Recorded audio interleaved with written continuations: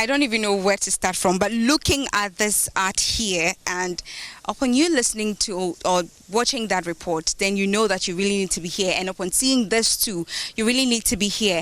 We're going to find out from Edward, who is the main brain behind this. He's going to tell us what inspired this and what he made with this. So Edward, you tell us what you made with this we're seeing, and then what is it really about? Okay. Let me say it's about truck movement.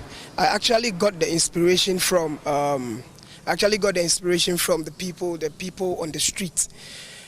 These people are really there, very energetic. They have what it takes to work, which the government can actually channel that into something more productive than what they are doing currently. So I created this to throw light on what they are doing so that the government will give them some attention.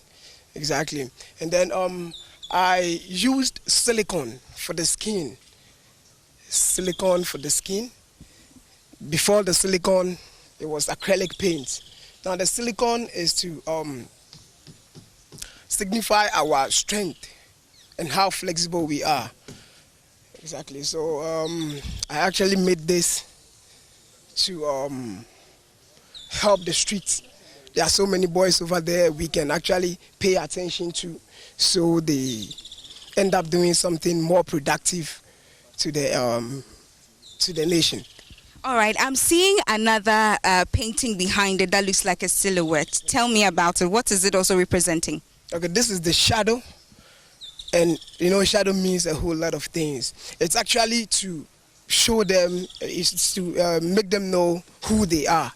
They sometimes forget themselves. They don't know what exactly or how to come out with what they have in them. You know, sometimes you have something in you. You have to see it on the wall. Sometimes when you look in the mirror, you see it. You see yourself. You see something in your eyes. Sometimes too, when you look on the wall, and there is your shadow there is some confidence that come up in you. So there is a whole lot that the shadow alone can tell any other person that sees is on the wall. All right. Is there any belief behind this painting you've done? I mean, is there any spiritual belief? Oh, okay. We blacks, we are we are supernatural.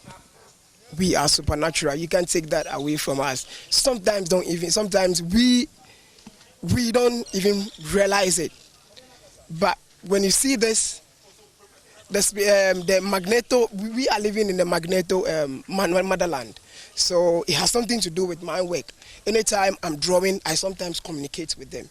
When I get to the studio, I sometimes greet them. I believe it's something that has supernatural spirit in it. So I feel like I communicate with my works in the studio. That's what I do.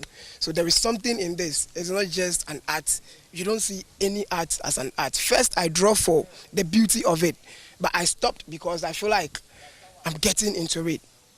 Sometimes I draw and I feel like I'm into what I'm doing. So I have to put myself in it.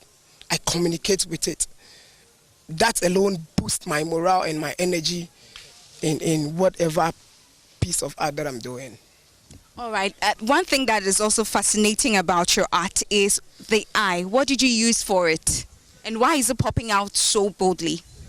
I actually used pebble. Now the pebble is to tell these boys on the street that they have something in their mind which actually comes out through their eye. So you see, you try to think of how to make something out of it.